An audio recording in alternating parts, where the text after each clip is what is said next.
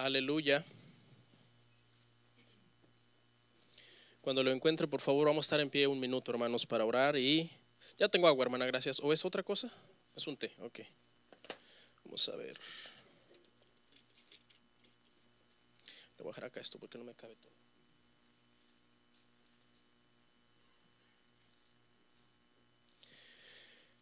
Juan capítulo 9, versículo 6, por favor, hermanos.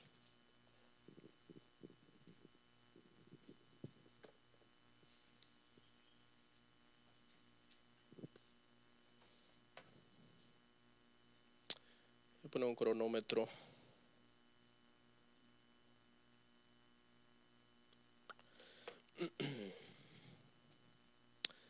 ¿Lo encontró? Bueno, vamos a leer la palabra del Señor, dice así. Dicho esto, escupió en tierra e hizo lodo con la saliva y untó con el lodo los ojos del ciego.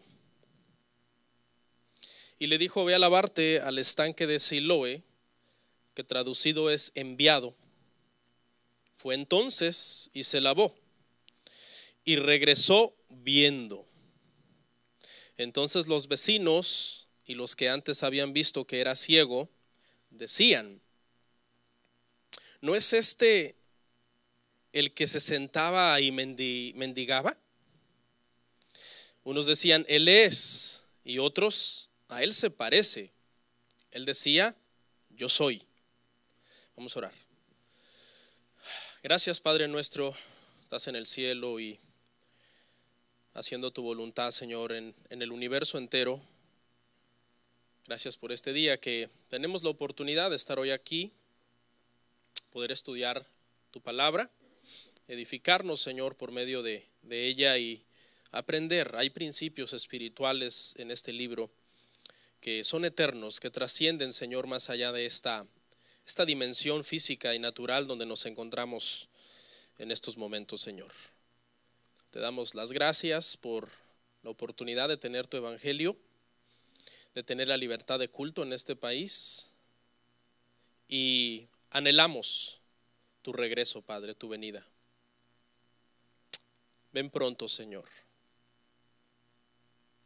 Ven pronto, Señor, te lo rogamos en el nombre de Jesús. Amén. Pueden sentarse, hermanos.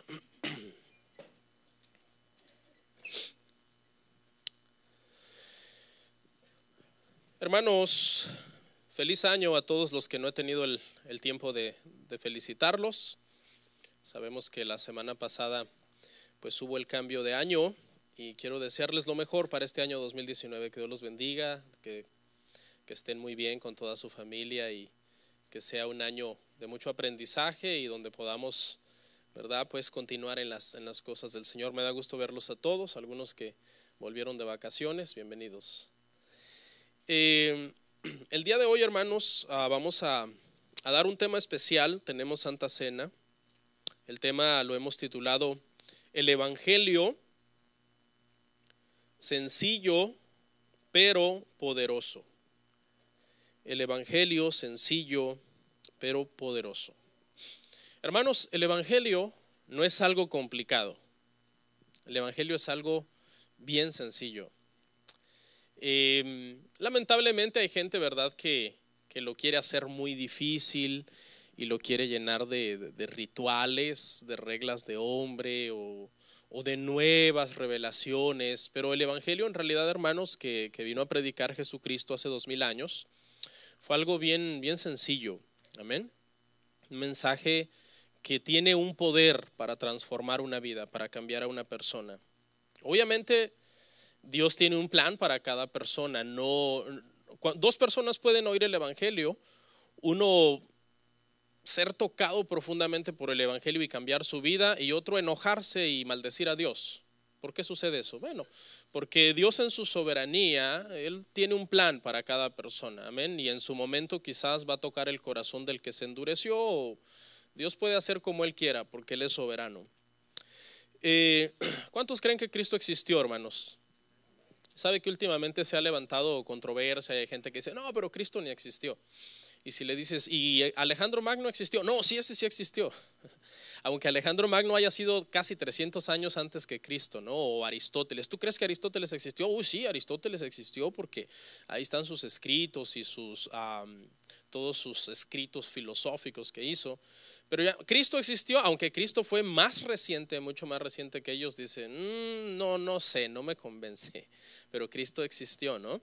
De acuerdo a todos los registros, no solo de la Biblia, sino a historiadores del primer siglo, como Eusebio, como Josefo, que fue uno de los más grandes historiadores del siglo I. Todos ellos, que son historiadores seculares, hablan de Cristo y que hubo un hombre que se llamaba Jesús y que murió en una cruz y que inició un movimiento, etcétera, etcétera. Entonces, si creemos algunas declaraciones de personajes de la historia secular que fueron aún muchos años antes que Cristo, ¿por qué nos cuesta creer que Cristo existió? Yo creo que es por lo mismo que muchas personas más bien quisieran que no hubiera existido, ¿no? Porque Él representa una vida moral que Él vivió, que Él dio ejemplo de cómo vivirla y que nos demanda que nosotros vivamos esa vida moral. Entonces, como que no nos conviene mucho, o mejor dicho, a ciertas personas no les conviene mucho que Cristo haya existido. Pero el Evangelio, hermanos, es un mensaje sencillo, muy poderoso. Yo le cuento mi testimonio así brevemente. Yo me convertí al Señor en el año 2002. Yo era una persona bastante escéptica. Me gustaban muchas cosas del mundo, de la carne, de los placeres que obviamente, verdad, pues como humanos nos llama la atención. Me convertí en una iglesia sencilla, una iglesia bastante sencilla, hermano. No tenía techo, apenas habían hecho las paredes, no tenía piso de cemento, era un piso de tierra. Y en ese lugar yo me convertí al Señor. Hubo un cambio en mi vida. Había muchas cosas en mi vida que me gustaban, que ya las he dicho en el pasado, ¿no? Yo creo que ustedes ya saben de la vida, de donde Dios me sacó y todo lo que yo hacía.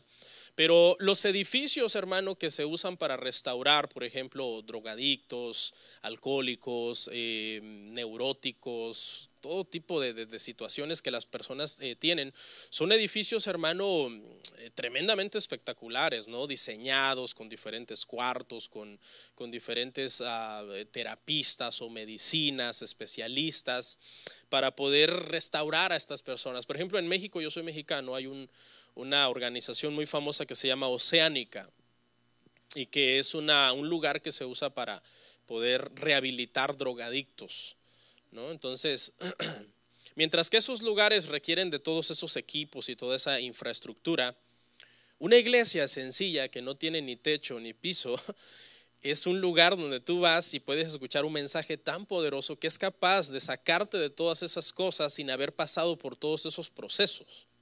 ¿No le parece a usted extraño?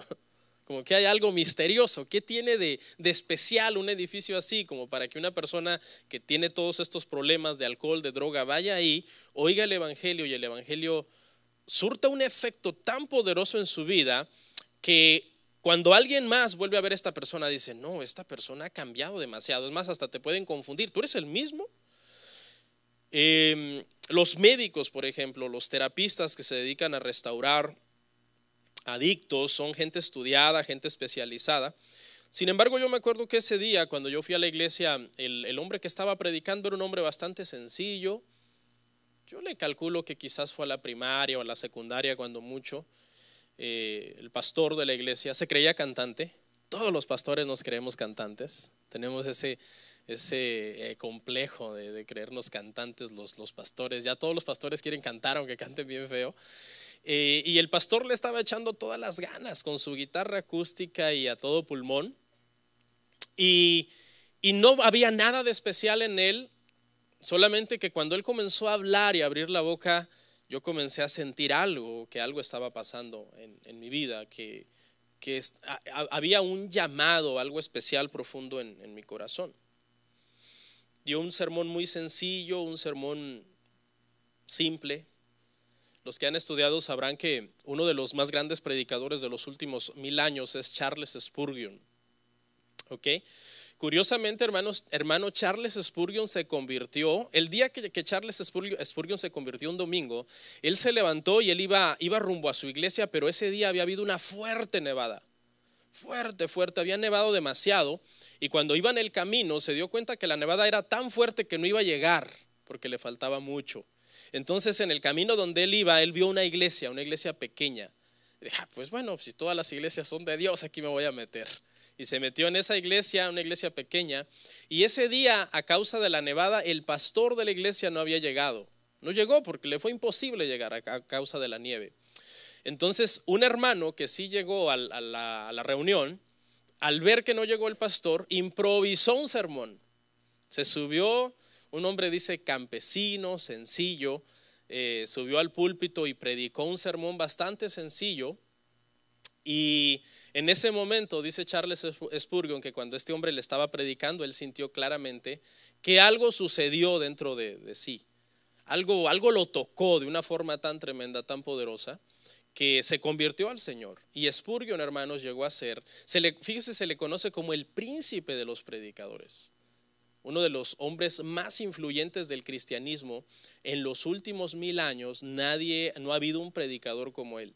Y se convirtió un día en una iglesia, un día que no estaba ni en su iglesia, en una iglesia pequeña, oyendo un sermón improvisado de un hermano que no era pastor.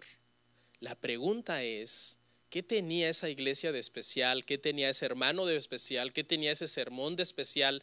El sermón me refiero a lo que salía de la boca de él. Nada. ¿Sabe qué era lo especial? El llamado que Dios hace por medio del evangelio a una persona. Eso es lo que es especial, eso es lo que es poderoso. Eso es lo que tiene el poder, hermano, de transformar una vida. El día de hoy, hermanos, quiero hablarles de la historia de un ciego de nacimiento. Básicamente vamos a estar ahí en Juan 9. No vamos a ver todos los versículos, pero sí los versículos más neurálgicos de la historia, que quiero que usted el día de hoy los pueda entender. La primera parte de este sermón, hermano, vamos a ver cuál fue la circunstancia bajo la cual Jesús ve a este ciego. Jesús se encuentra con este ciego. Vamos a ir al versículo 1, por favor. Versículo 1. Dice, al pasar Jesús vio a un hombre ciego de nacimiento. Un hombre ciego de nacimiento. Jesús lo vio. Obviamente, hermanos, el ciego no vio a Jesús. Estaba ciego de nacimiento. ¿Okay? Pero Jesús no iba distraído, Jesús iba poniendo atención, porque había un propósito, un plan de parte de Dios para esta persona, para este hombre. Claro, Jesús cuando caminó en las calles de Jerusalén, en Israel, hace 2000 años, hermano, él caminaba y caminaba poniéndole atención a las personas, no menospreciaba a nadie. Claro, pues él era el hacedor de cada persona. Dice la Biblia que él conocía los pensamientos de los hombres. Cuando a Jesús, hermano, lo rodeaban 20, 30 personas, Jesús tenía la capacidad, escuche, de conocer el pensamiento de todos ellos. Y muchas veces dice que en su mente, cuando ellos estaban maquinando algo en contra de él les decía, yo sé lo que están pensando. ¿Por qué están pensando eso? Si Jesús viniera hoy, hermano, y pudiera ver nuestros pensamientos, ¿no? Quizás algunos quedarían avergonzados. Pero Jesús mira a este ciego. Y aquí podemos ver un principio, hermano. Nosotros estábamos igual que este ciego, estábamos viviendo en unas tinieblas morales y en una vida ajena, apartada de Dios, y no andábamos buscando a Jesús. Pero Jesús nos andaba buscando a nosotros. Es Dios el que nos ve a nosotros. Es Jesús el que nos ve a nosotros. Dice la palabra que nosotros amamos al Señor, pero ¿sabe por qué? Porque dice que Él nos amó primero. Él nos amó primero a nosotros. Ciego de nacimiento. Según los eruditos en aquel entonces, hermano, cuando la medicina no estaba tan avanzada como ahora, cuando una madre tenía una enfermedad venérea, que se cree que era el caso de este hombre, y pasaba por el canal de nacimiento, el bebé al pasar por el canal de nacimiento nacía ciego. Se cree que la más constante de las enfermedades en aquel entonces para que un bebé naciera ciego era la gonorrea. ¿Okay? Entonces esto no lo dice la Biblia, esto tenemos que conocer el contexto histórico de la situación, pero eso es lo que muchos eruditos aseveran acerca de esto, que es probable que este hombre nació ciego de nacimiento porque cuando pasó por el canal de nacimiento él contrajo esta enfermedad en sus ojos. Pobre niño, ¿no? Póngase a pensar su entorno, su contexto en el que él nació, nacer ciego, hermano. Es una situación miserable, ¿no? Nacer ciego, sus primeros años de vida, cuando los niños forman su personalidad, desde los 0 años hasta los 6 años, fue en un ambiente de tinieblas, de oscuridad. No pudo jugar ni compartir con los demás niños como es lo natural. Los niños de esa edad todo lo quieren hacer corriendo, a todo le buscan la forma de divertirse y de jugar, de todo hacen un carrito, hasta de un zapato.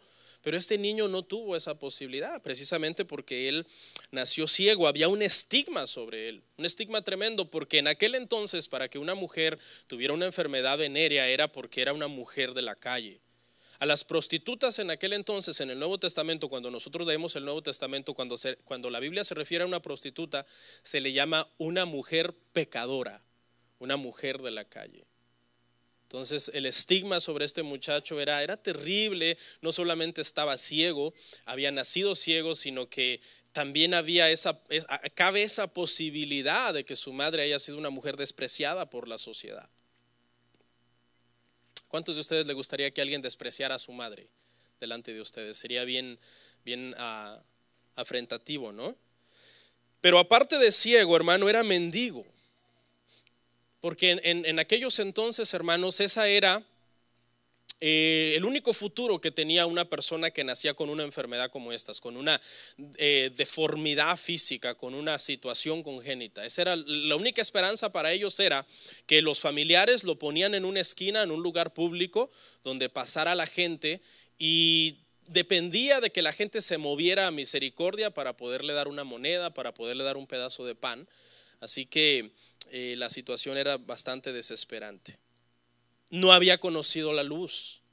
Una persona cuando nace viendo y luego en el paso de los años pierde la vista, por lo menos tuvo la experiencia de haber conocido la luz, de haber conocido las formas más básicas de la naturaleza, ¿no? ¿Qué es un círculo? ¿Qué es un cuadrado? ¿Qué es una montaña? ¿Qué es un río? ¿Cuál es la forma de los seres humanos? Y después pierde su vista y por lo menos tiene en su mente un concepto de lo que no está viendo. Puede imaginarlo, pero un ciego de nacimiento no tiene esa posibilidad. Porque ¿cómo le explicas a un ciego de nacimiento qué es la luz? ¿Cómo le explicas a un ciego de nacimiento qué es un león? ¿Cómo luce un león? Se lo describes y le dices, no, pues tiene una gran melena. Sí, pero ¿qué es una melena? Porque ellos no saben qué es nunca han visto una melena. Entonces era una situación, hermano, bastante fuerte. Ayer yo tuve una infección bien fuerte en los ojos y con 5 horas de infección ya estaba llorando. Bueno, los hombres somos así, ¿no? Le digo a mi esposa, llama a todos, voy a hacer mi testamento. Yo admiro a las mujeres cuando se enferman, increíble. La mujer no tiene derecho a enfermarse, hermano. No importa si está enferma, tiene que cocinar, tiene que limpiar, tiene que ver los niños. Quizás somos machistas a veces porque las dejamos hacer todo eso, pero es que ellas son muy fuertes. No nos dejan ayudarles. No, pero el hombre nos enfermamos, hermano, y wow. Y yo me imagino este ciego toda la vida. Ayer yo no podía ver, hermano, no podía ver. Me fui a recostar y cerré los ojos. No podía ver, prendía la luz y ¡ay! Gran dolor. Pero este hombre, hermano, toda su vida sin poder ver. Es tremendo. Vamos a ver ahora, hermano, la parte donde Jesús tiene un diálogo con sus apóstoles, con sus discípulos acerca de este ciego. Vamos al versículo 2 y vamos a leer del 2 al 5, por favor. Dice, y le preguntaron sus discípulos diciendo, Rabí, ¿quién pecó, este o sus padres, para que haya nacido ciego? Respondió Jesús, no es que pecó este ni sus padres, sino para que las obras de Dios se manifiesten en él. Me es necesario sino para que las obras de Dios se manifiesten en él. Me es necesario hacer las obras del que me envió. Entre tanto que el día dura, la noche viene, cuando nadie puede trabajar. Entre tanto que estoy en el mundo, luz soy del mundo. La primera pregunta de los apóstoles, dice Matthew Henry que en lugar de que los apóstoles se movieran a misericordia, comienzan inmediatamente con un legalismo de, hey, Jesús, ¿quién pecó? Porque en aquel entonces toda enfermedad era atribuida a un pecado. Eso era lo que los judíos enseñaban en el siglo I, en esa época, ¿no? Cuando veían a alguien enfermo, inmediatamente atribuían que esa enfermedad la estaba padeciendo la persona a causa de un pecado, ya fuera un pecado personal o un pecado de sus ancestros. Pero no es así. Jesús nos enseña en este pasaje que no es así. Porque si fuera así, hermano, todos los que no tienen a Cristo en su corazón estarían bien enfermos, ¿sí o no? Pero irónicamente, muchas veces, hermano, los que no tienen a Cristo en su corazón están más sanos. Hay muchos cristianos enfermos y está bien, porque es normal que nos enfermemos. Somos cristianos, pero no somos inmunes a la enfermedad. Entonces Jesús demuestra aquí que eso no es una ley. Entonces usted debe aprender también esto, porque muchas veces, hermanos, somos muy jueces cuando vemos a alguien en una situación. ¿Qué habrá hecho? Cuando vemos a alguien que le están sucediendo desgracias o que le está padeciendo una enfermedad, tendemos, hay un legalismo en nosotros, hermano, tendemos a decir, saber qué andar haciendo este hermano, esta hermana, porque mira lo que le pasa, no es normal. ¿Cuánta tragedia le pasa? Aclarando también que la enfermedad sí puede, que el pecado sí puede traer enfermedades, claro que sí, pero no es una ley. Por ejemplo, un hombre va y se mete con una persona infectada de una enfermedad venérea, pues se contagia. Fue a pecar, el pecado le trajo una enfermedad, sí, pero no es una ley que todos los que son pecadores están enfermos, ¿no? Porque hay muchos pecadores que están bien sanos, y de hecho es por eso muchas veces que blasfeman contra Dios. Dios ni existe, ¿no? Pero dice Jesús acá, dice, para que las obras de Dios se manifiesten.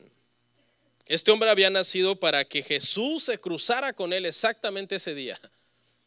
El Señor usó en su soberanía que quizás él adquiriera una enfermedad en sus ojos al nacer. Todo eso fue planeado. Dios permite el sufrimiento, hermanos, muchas veces. Todo para que su nombre sea glorificado cuando Él hace la obra de sanidad o el milagro que nosotros necesitamos, porque Dios sigue haciendo milagros. Vamos a ver, hermanos, el verso 6 al 7. 6 y 7 dice, dicho esto, escupió en tierra e hizo lodo con la saliva y untó con el lodo los ojos del ciego y le dijo, ve a lavarte al estanque de Siloé, que traducido es enviado. Fue entonces y se lavó y regresó viendo.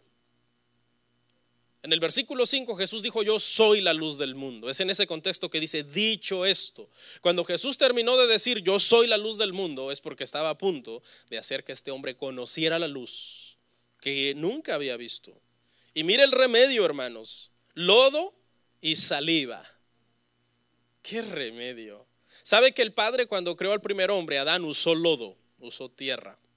Y Jesús, que no es menos en poder que el Padre, toma lodo y ahora le pone un ingrediente extra que es saliva para poder hacer la composición, la masa, y le unta al ciego en sus ojos. Y lo manda, le dice, vete a lavar al estanque de Siloé. Vete a lavar al estanque de Siloé. ¿Se imagina el ciego buscando el lugar donde ir a lavarse? Siloé, hermano, es una figura de Cristo. Hay muchas iglesias que le ponen a su iglesia Siloé, porque Siloé representa a Cristo. Porque Siloé significa el enviado. ¿Okay? Y este ciego fue enviado directamente a lavarse a Siloé, este estanque de agua, y nosotros hemos sido lavados por el enviado verdadero, el enviado de Dios, el Cordero de Dios, el unigénito del Padre. Es la mejor agua, hermanos. Nos lavó de nuestros pecados, nos lavó todo. Hay gente que dice, a ti te hicieron un brain wash. No, a mí me hicieron un total wash completo, de todo el cuerpo, mente y todo. Pero fíjese, hermano, lo espectacular. Este hombre dice que regresó viendo. Es increíble, hermano, porque cuando una persona ha estado ciego por tanto tiempo, no puede empezar a ver inmediatamente. Médicamente eso no tiene sentido. Porque cuando alguien ha estado en la oscuridad por tanto tiempo, el proceso de irse exponiendo a la luz tiene que ser paulatino, si no se le pueden dañar las córneas. Pero este hombre regresó viendo. El poder de Dios, hermanos, es increíble.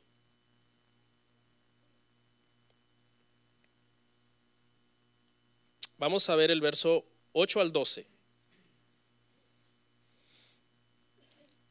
Verso 8 al 12, por favor. En esta parte vamos a ver cómo reaccionó la gente, hermano, ante este milagro. Entonces los vecinos y los que antes le habían visto que era ciego decían, ¿no es este el que se sentaba y mendigaba? Unos decían, él es, y otros, a él se parece. Él decía, yo soy. Y le dijeron, ¿cómo te fueron abiertos los ojos?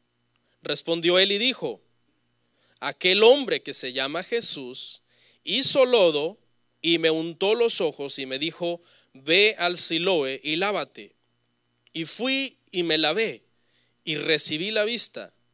Entonces le dijeron, ¿dónde está él? Él dijo, no lo sé. La reacción de la gente, hermano, los vecinos, la gente que lo conocía,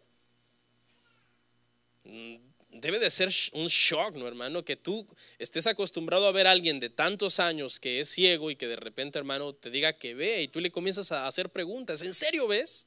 ¿Me ves? ¿Ves aquel árbol? ¿Ves aquella nube? Le comienzas a cuestionar. Y Juan no le pone mucho humor al texto, pero imagínense el humor. El humor debe de ser de que este hombre venía saltando y brincando y celebrando como aquel paralítico que estaba a la puerta del templo, que entró saltando, dice, con Pedro y con Juan, dando gloria y alabando al Señor. Unos decían, ¿es o se parece? Y él decía, yo soy. Les estaba confirmando que él era aquel ciego. Un cambio radical, un cambio extraordinario, hermano, un milagro. Y eso es lo mismo que Dios puede hacer en la vida de una persona. Le preguntan, ¿qué te hizo? Les dice, me untó lodo. Ya me imagino las personas, ¿que te untó qué? ¿Lodo? Lodo. Que existiera ese lodo hoy, ¿no, hermano? Es el lodo que tiene ese poder de sanar a un ciego de nacimiento. O sea, 2000 años después no se ha inventado un colirio, hermano, que pueda ponérsele a un ciego de nacimiento y vea.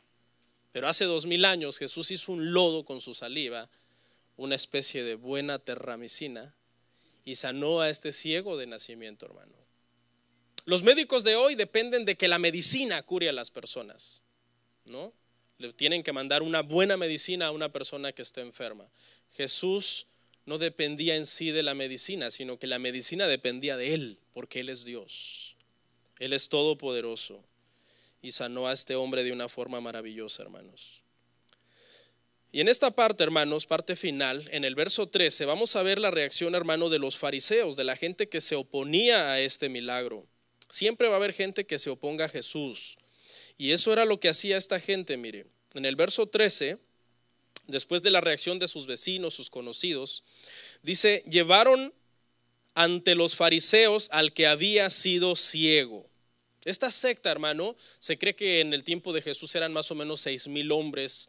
Los fariseos eran aproximadamente 6,000 personas que profesaban ser muy santos, muy guardadores de la ley. Y estaban muy celosos de que Jesús hubiera sanado a este hombre. Trataron de decirle, no, ese hombre es pecador. Trataron de meterle una mala información acerca de Jesús, de desanimarlo, que no creyera en Jesús. Para empezar, no le creían que él haya nacido ciego. Hicieron toda una investigación, usted lo puede leer en su casa. Comenzaron a investigar, ¿de verdad naciste ciego? Sí, yo nací ciego. No, no te creemos. A ver, tráenos a tus padres. Entrevistaron a sus padres. ¿Este es su hijo? Sí, es nuestro hijo. ¿Nació ciego? Sí, nació ciego. ¿Cómo es que ahora ve? No lo entendían. ¿Cómo es que ahora ve este hombre? Los padres dice que sospecharon que estos hombres los querían expulsar de la sinagoga y los padres se deslindaron de la responsabilidad y le dijeron, edad suficiente tiene a él, pregúntenle a él qué fue lo que le pasó. Interrogaron al hombre. Mire lo que él les dijo a ellos en el verso 25, Juan 9:25. Cuando lo estaban hostigando con tanta pregunta, esto fue lo que Jesús, el ciego, les respondió a los fariseos. Entonces él respondió y dijo, si es pecador no lo sé, una cosa sé, que habiendo yo sido ciego, ahora veo. Qué tremenda declaración.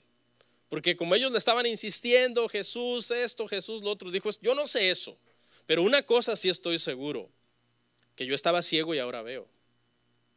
Y nosotros de la misma forma, hermano, podemos decir como este ciego, ¿no?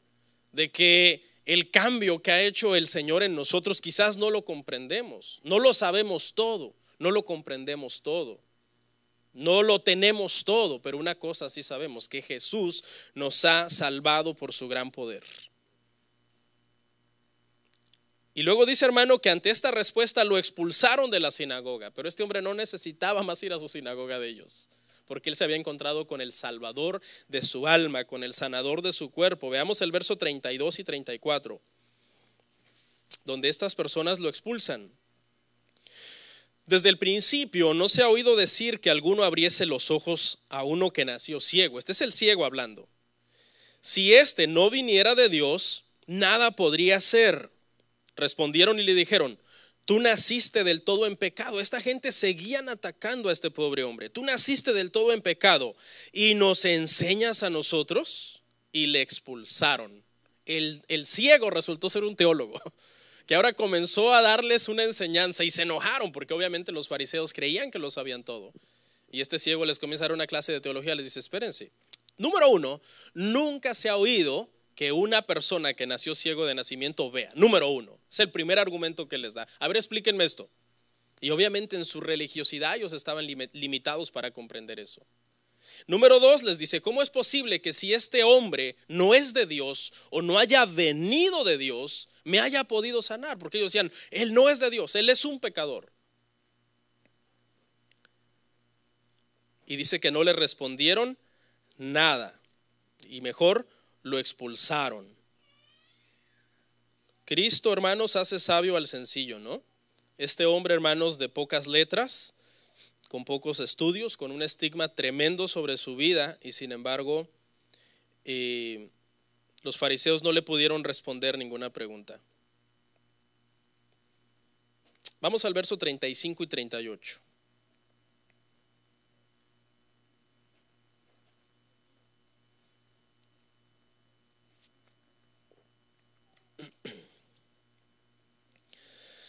Dice: oyó Jesús que le habían expulsado, y hallándole le dijo: ¿crees tú en el Hijo de Dios? Respondiendo él y dijo: ¿quién es, Señor, para que yo crea en él? Y le dijo Jesús: pues le has visto, y el que habla contigo, él es. Escuche esto, hermano, esta parte, escuche. Y él dijo, mire la respuesta de este ciego: creo, Señor, y le adoró. Esto es poder, hermano. ¿Cómo es posible? O sea, un cambio tan radical, un trasplante de corazón de piedra siendo removido, y un corazón de carne, hermano, resucitando al amor de Dios. Qué tremendo. Jesús le pregunta, le dice: ¿crees en el Hijo de Dios? Acuérdese que Jesús es Hijo de Dios, muy diferente de nosotros, hermano. Cuando nosotros decimos que nosotros somos hijos de Dios y que Jesús es Hijo de Dios, es muy diferente. Nosotros somos hijos de Dios, hermano, creados, ¿ok? Creados. Jesús es Hijo de Dios de la misma naturaleza. Porque Él no es ¿qué? Jesús no es creado, es de la misma sustancia del Padre.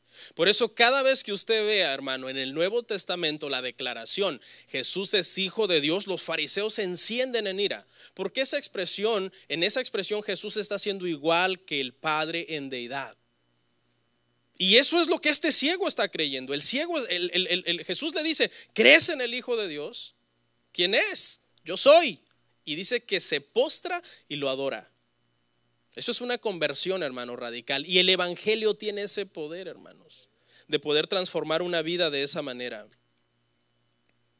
Le da la gloria, lo adora a Jesús. ¿Estaba ciego entonces? Para la gloria de Dios. Para la gloria de Dios estaba ciego. Porque ya desde la eternidad pasada, porque como Dios no habita en esta dimensión de tiempo, Dios había planeado todo.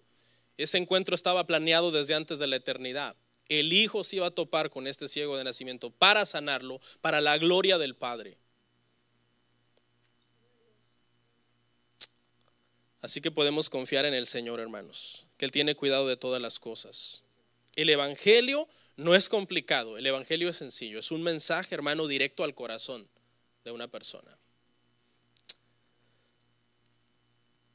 El evangelio es simplemente las buenas noticias de que Jesucristo murió por ti para que tengas vida eterna. Eso es el evangelio. Eso significa evangelio. Buenas nuevas, buenas noticias. Si tú no tienes a Cristo en tu corazón, tú estás camino a la perdición. ¿Okay? La buena noticia es que Cristo murió por ti. Si tú vienes a Él, la palabra nos enseña que Él no te echa fuera. Dice que todo aquel que a Él viene, Él no le echa fuera. Todo aquel que el Padre le da, el Hijo lo recibe, el Hijo lo salva. El Hijo tiene ese poder. Es un mensaje sencillo, No tienes que ser sabio para comprenderlo. Al contrario, la sabiduría terrenal muchas veces estorba ese mensaje. Porque dice la Biblia en Romanos, hermano, que en la sabiduría del hombre, el hombre no ha conocido a Dios. En la sabiduría humana, el hombre no ha conocido a Dios. Entonces, ¿en qué sabiduría se le conoce? Se le conoce cuando nosotros reconocemos y nos tenemos que hacer como niños para creer con fe en algo que todo mundo quizás te va a hacer bullying. No creas en eso, no importa, yo creo, porque es algo que nace en nuestro corazón. Mire lo que dice Mateo 11:25. El evangelio fue escondido para los sabios de este mundo. Dice: en aquel tiempo respondiendo Jesús dijo: te alabo, Padre, Señor del cielo y de la tierra, porque escondiste estas cosas de los sabios y de los entendidos y las revelaste a los niños. Hasta que una persona no esté dispuesto a renunciar a todo lo que sabe, a todas sus filosofías, a todas sus teorías de la creación y de todas las cosas que esta sabiduría terrenal, porque hay dos sabidurías, hermano. Está la sabiduría de Dios, está la sabiduría humana, la que es de esta tierra. Todo lo que postula cosas como no, nosotros venimos de la evolución, venimos de la gran explosión. Todo eso es sabiduría terrenal. Pero la sabiduría humana es algo más sublime. Es algo mucho más elevado. Los sabios y entendidos acá en este versículo eran los fariseos, que habían endurecido su corazón. Su corazón estaba duro en contra de Cristo. Y los niños en este versículo son los seguidores de Cristo, que no necesitan ser sabios para ser salvos, pero que la salvación los hace sabios. Lo voy a repetir. No necesita ser sabio para ser salvo, pero una vez que el Señor nos salva, nos da su sabiduría, una sabiduría divina. ¿Qué hace de especial a un creyente en Cristo? ¿Qué nos hace? ¿A mí qué me hace especial? ¿Yo? ¿Ser yo? No hay nada especial en mí. Lo que nos hace especial, hermano, es la obra que el Señor ha hecho en nosotros. Vamos a ver Romanos 1:16 y 17.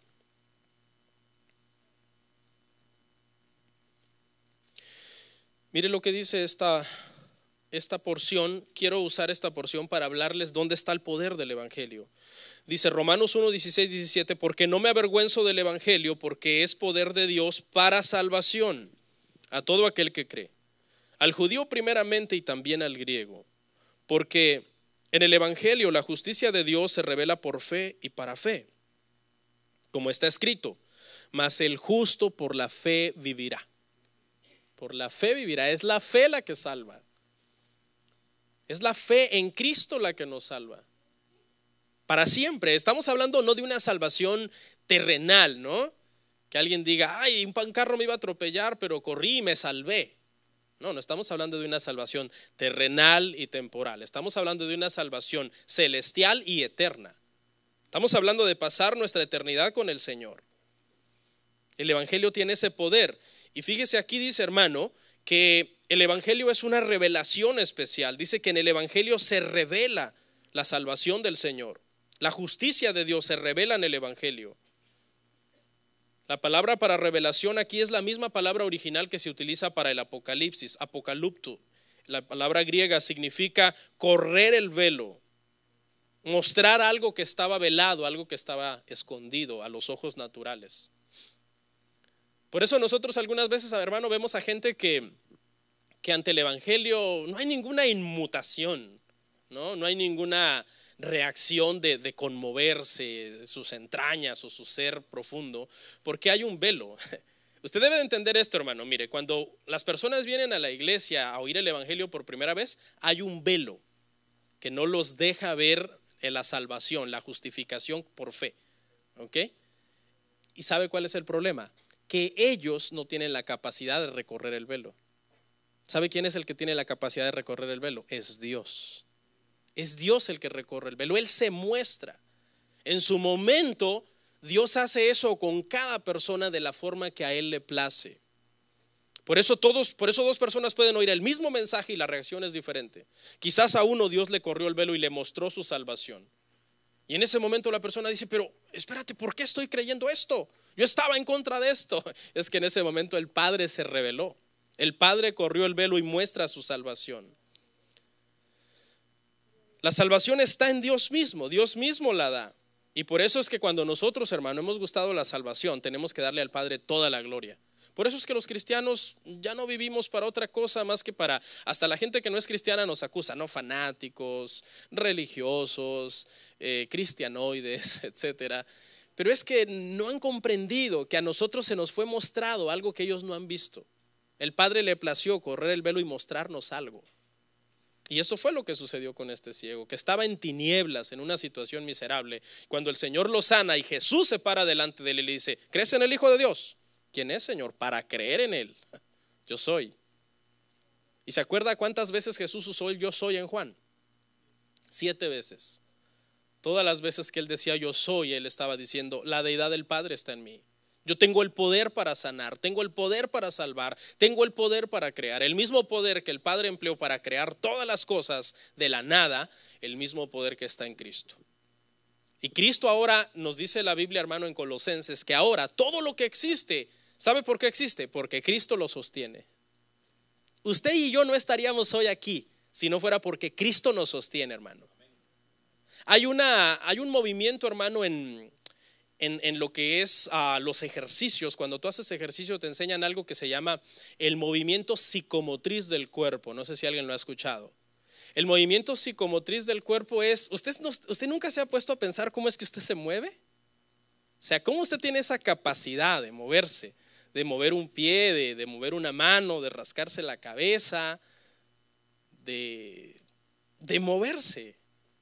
Nunca ha pensado en eso. ¿Cuál es el centro de mi cuerpo que controla todo eso? La Biblia dice que en Dios nosotros existimos y nos movemos. O sea, ni aún un movimiento podríamos hacer si no fuera porque a Cristo le place. El oxígeno que tú respiras cuando tú te levantas, la Biblia dice que es porque a Dios le place darte aliento de vida un día más. ¿Y sabe por qué lo hace? No porque seamos buenos, sino porque Él es bueno y Él es misericordioso. Y cierro con esto. Una vez que el Evangelio obra y ese poder es revelado y entendemos que somos hechos, declarados justos delante del Padre por la fe en Jesucristo, el Evangelio tiene poder para varias cosas, pero solo quiero enumerar 3. Número 1, el Evangelio tiene poder para vencer las tinieblas que hay en el corazón del hombre. Cuando nosotros venimos a Cristo, venimos con un corazón y una mente entenebrecida, llena de cosas, llena de vicios, viciados, dice la palabra en Efesios. Pero mire lo que hace el Evangelio, Colosenses 1:13, el cual nos ha librado de la potestad de las tinieblas y trasladado al reino de su amado Hijo. Mediante la revelación del Evangelio fuimos trasladados de las tinieblas a la luz del Señor. También tiene poder para vencer la enemistad natural que teníamos hacia Dios. Porque no sé si usted sepa, pero antes de Cristo la Biblia dice que éramos enemigos de Dios. En Romanos 5:10 dice: porque si siendo enemigos fuimos reconciliados por la muerte de su Hijo, mucho más estando reconciliados seremos salvos por su vida. Mire la obra tan maravillosa. Nosotros éramos enemigos del Padre, enemigos de Dios. Y entonces el Padre envió a su Hijo a la cruz para que muriera por nosotros. Y en el momento, hermano, en que uno cree que el velo es recorrido y ves y crees, la enemistad termina. ¿Usted no le ha pasado que alguna vez usted tenía un pleito con alguien y de repente llegó el momento en que usted se enterneció, la persona se enterneció y se reconciliaron? Y lloraron y se abrazaron. Eso fue lo que sucedió en la cruz. En la cruz, hermano, el Evangelio de Jesucristo tuvo ese poder de reconciliarnos con Dios. Y era una reconciliación muy difícil, hermano. Muy difícil. ¿Por qué? Porque aquí nosotros nos reconciliamos con hombres que son igual de pecadores que nosotros. Pero reconciliarte con el santo, con el perfecto, con el justo, estaba muy difícil, hermano. Y es por la sangre de Jesús, porque Él nos lavó, Él es el enviado que nos lavó, que el Padre nos declara justos ante Él. Y por último, tiene poder también para vencer el pecado en nosotros. Primera de Juan 3:9. Todo aquel que es nacido de Dios no practica el pecado, porque la simiente de Dios permanece en él. Y no puede pecar porque es nacido de Dios.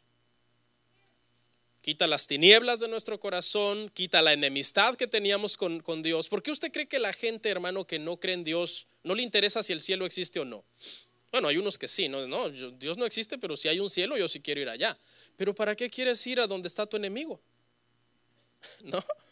¿Quién quiere ir a un lugar donde está tu enemigo o el autor del libro que más aborreces y menosprecias? Entonces no tiene sentido, pero la enemistad fue quitada y ahora también nació un profundo sentir en nosotros y un sincero deseo de alejarnos del pecado. Eso es lo que el evangelio tiene, ese poder. ¿Por qué tú crees que tú como cristiano no te gusta el pecado? ¿Porque tú eres bueno? No.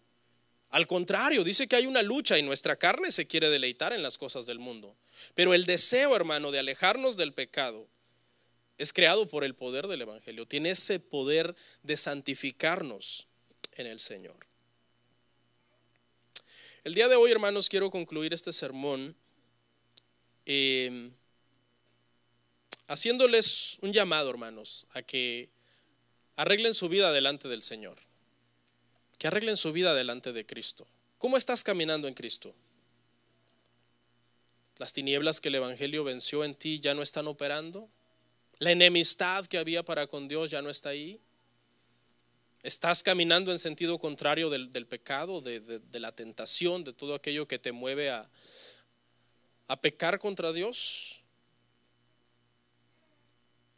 Vamos a orar.